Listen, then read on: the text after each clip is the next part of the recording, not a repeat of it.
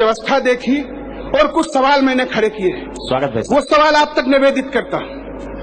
मैंने हस्तिनापुर के एक चौराहे पर रावण को खड़ा किया, उसके सामने राम को खड़ा किया।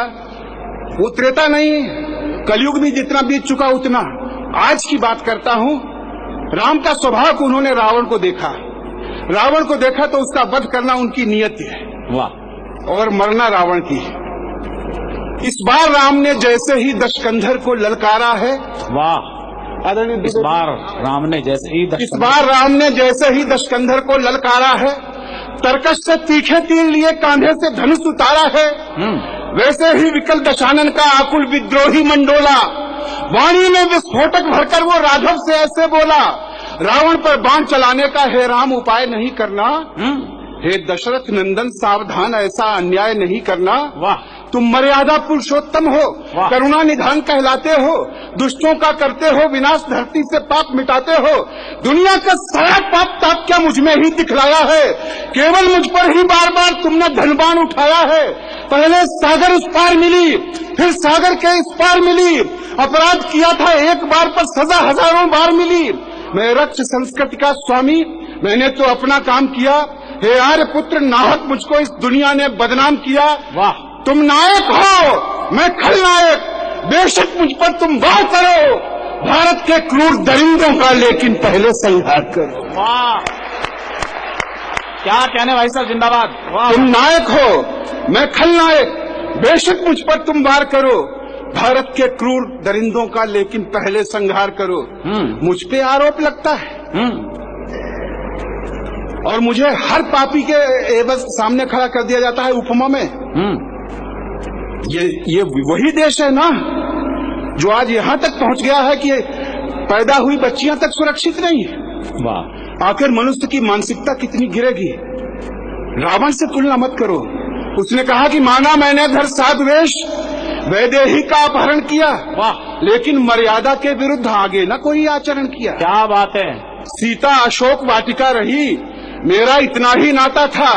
मेरी पटरानी बन जाओ ये कह करके धमकाता था, ये कह करके समझाता था। मैं राक्षस हूँ, मेरा स्वभाव भय दिखलाता धमकाता था। अरे पर जब जाता था पास कभी पत्नी को लेकर जाता। हाय। वाह वाह वाह वाह वाह वाह वाह। पर जब जाता था पास कभी पत्नी को लेकर जाता था। जिसको अपराध कहोगे तुम, ऐसा तो कुछ भी हुआ नहीं। लंका में मैंने सीता को एक उंगली से भी छुआ नहीं। वाह। लंका में मैंने सीता को एक उंगली से भी छुआ नहीं। लेकिन जिस भारत को अपनी तुम मातृभूमि बतलाते हो, वाह वाह वाह, जिसके आगे तुम सोने की मेरी लंका ठुकराते हो, वाह वाह वाह। अपि स्वर्णमयी लंका न में लक्ष्मण रोचते, जननी जन्मभूमिश्च स्वर्गादपि गरीयसी, ठोकर मार दी। लेकिन जिस भारत को के आगे मेरी लंका ठुकराते हो, उस भारत में है राघवेंद्र पापों की नदी बह रही है। जिसको तुम माता कहते हो वो कितने दुख सह रही है नहीं सुरक्षित अबलाएं। हे राम तुम्हारे भारत में नित लूटी जाती बालाएं। हे राम तुम्हारे भारत में कर दिया कलंकित साधुवेश भारत के नमक हरामों ने, अपराधी कुटिल कामियों ने, ज्ञानेश्वर आशारामों ने। वाह वाह। कर दिया कलंकित साधुवेश भारत के नमक हरामों ने, अपराधी कुटिल कामियों ने, ज्ञानेश्वर आशारामों ने। मर्यादा की सब सीमाएं है राघव टूटी जाती हैं। कितनी दामिनियां निर्भय हो सड़कों पर लूटी जाती हैं। हे राघवेंद्र इन दुष्टों पर क्यों धन टंकार नहीं करते? लज्जा के क्रूर लुटेरों पर क्यों बाण प्रहार नहीं करते? अरे इन पापी अधम पिशाचों के सीने पर प्रथम प्रहार करो। मैं वक्ष खोलकर खड़ा हुआ राघव, तब मुझ पर वार। वाह वाह, क्या बात है। मैं वक्ष खोलकर खड़ा हुआ राघव, तब मुझ पर वार करो। वाह। और मेरे भाई एक तर्क और देता है, एक वर्ग को और खड़ा करता है। उस वर्ग विशेष का कोई व्यक्ति यहाँ उपस्थित हो, मैं उसे बहुत आदर पूर्वक कहता हूँ कि वो अपवाद होगा, उसके लिए नहीं है, लेकिन है। वो कहता है याद तुम्हें जब लक्ष्मण के सीने में शक्ति समाई थी? वाह। मेरे सुषेण ने ही जाकर तब अपनी जान बचाई थी। वाह। क्या राजवैद्य ने दुश्मन को उपचार उचित था दिया नहीं? ये लंका की मर्यादा थी, बदले में कुछ भी लिया नहीं। वाह वाह वाह वाह वाह। भारत के बहुत वैद्य राघव जो विशेषज्ञ कहलाते हैं, ये महापुरुष कैसे अपनी सेवा का धर्म निभाते हैं, भूखे नंगे बीमारों से पहले धन जमा कराते हैं, तब जाकर ये सेवा धर्मी रोगी को हाथ लगाते हैं, और जो इन अपराधी वैद्यों की कुल फीस नहीं भर पाते हैं, कितने ही शल्य चिकित्सा की मेजों पर ही मर जाते हैं। वाह वाह, कितने ही शल्य चिकित्सा की मेजों पर ही मर जाते हैं। ये नहीं चिकित्सक हैं राघव, ये धन के निपट लुटेरे हैं। हे दशरथ नंदन, ये पापी सारे भारत को घेरे हैं। पहले इन राज रोगियों की बीमारी का उपचार करो। मैं बख्श खोलकर खड़ा हुआ राघव, तब मुझ पर वाह वाह वाह वाह, मैं बख्श खोलकर खड़ा हुआ। कहने भाई साहब जिंदाबाद। राघव, तब मुझ पर वार करो। वाह। और कहता है मैं तो लंका का राजा था। बड़ी चर्चा हुई सरकारें आने से पहले, और आज तक वही चर्चा हो रही है। रावण उस पर टिप्पणी करता है। रावण के बहाने इस व्यवस्था पे भी एक दृश्य इसका देख लें। कहता है कि मैं तो लंका का राजा था, दुनिया का वैभव ले आया, सारी दुनिया में लंका को मैंने सोने से चमकाया। लंका का कोई व्यक्ति कभी हैरान भूख से मरा नहीं। वाह। कोई घटना हो तो बताओ। लंका का कोई व्यक्ति कभी हैरान भूख से मरा नहीं। मैंने लंका का धन लेकर दूसरे देश में भरा नहीं। वाह वाह वाह। मैंने लंका का धन लेकर दूसरे देश में भरा नहीं। भारत के धन कुबेर पैसा भारत में पचा नहीं पाए। तुम तो भारत के रक्षक थे, अपना धन बचा नहीं पाए। तुम तो भारत के रक्षक थे, अपना धन बचा नहीं पाए। चोरी से और दलाली से जनता का शोषण करते हैं। ये नए लुटेरे भारत का पैसा विदेश में भरते हैं। ये उजले उजले अपराधी ईमान धर्म सब भूल गए। इनके कारण कितने किसान बेबस फांसी पर झूल गए। सत्ता इनके कब्जे में है, इसलिए शान से ऐंठे हैं। नीचे से लेकर ऊपर तक ये भ्रष्टाचारी बैठे हैं। पहले इन देशद्रोहियों के सीने पर बांध प्रहार करो। मैं वक्ष खोलकर खड़ा हुआ राघव, तब मुझ पर वार करो। क्या कहने भाई साहब जिंदाबाद। मैं वक्ष खोलकर खड़ा हुआ। एक दृश्य, एक सवाल, वाह वाह, एक वाह, घटना। एक बार आप लोग भी तालियां बजा दीजिएगा एक अच्छी कविता के लिए। वाह वाह वाह। मेरी लंका के बासिंदे लंका पर मर मिट जाते थे। मेरी लंका के बासिंदे लंका पर मर मिट जाते थे, लेकिन दुश्मन तक कभी नहीं घर की खबरें पहुंचाते थे। लेकिन दुश्मन तक कभी नहीं घर की खबरें पहुंचाते थे। लंका के लाखों वीरों ने रण में खुद को बलिदान किया। मैं अच्छा था या बुरा, किंतु मेरी जिद का सम्मान किया। सेना नायक या राजा के पीछे लोग हों, यही धर्म है। मैं अच्छा था या बुरा, किंतु मेरी जिद का सम्मान किया। हाँ, एक विभीषण था जिसने दुश्मन को गले लगाया था। मैंने उस लंका द्रोही को लंका से मार भगाया था।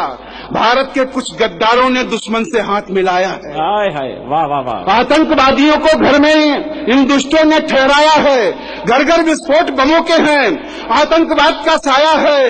हे राघवेंद्र, इन दुष्टों ने ऐसा कोहराम मचाया है। इनके कारण चौराहों पर, इनके कारण निर्दोषों का सड़कों पर लहू बह रहा है। वो चीख चीख कर राघवेंद्र तुमसे बस यही कह रहा है, ये लाशों के व्यापारी हैं, पहले इनका संहार करो। मैं वक्ष खोलकर खड़ा हुआ राघव, तब मुझ पर वार करो। वाह वाह वाह। मैं वक्ष खोलकर खड़ा हुआ। और इस कविता की अंतिम पंक्तियां, रावण ने कितना बड़ा सवाल उठा दिया, और शायद आप आश्चर्य में पड़ेंगे। राम ने तो धनुष बाण लिया ही था। रावण ने अपने बाण से, अपने शब्द बाण से राम को किस तरह से आहत कर दिया। उसने कहा, रावण से भी 100 गुना बड़े ये पापी अत्याचारी हैं। क्या बात है। लज्जा के, धन के अपहरता, अपराधी, भ्रष्टाचारी हैं। केवल मेरा वध करने का संकल्प हृदय में पाल लिया। तुमने बस रावण को देखा, अपना धनुबाण संभाल लिया। आखिर कब तक बस मेरा ही राघव संहार करोगे तुम? कर चुके मेरा वध एक बार, और कितनी बार करोगे तुम? क्या बात है। तुम मर्यादा के पालक हो, कैसे मर्यादा तोड़ोगे? एक ही पाप की सजा मुझे 100 बार भले कैसे दोगे? हे कमल नयन, वो सवाल और अस्तित्व पर सवाल।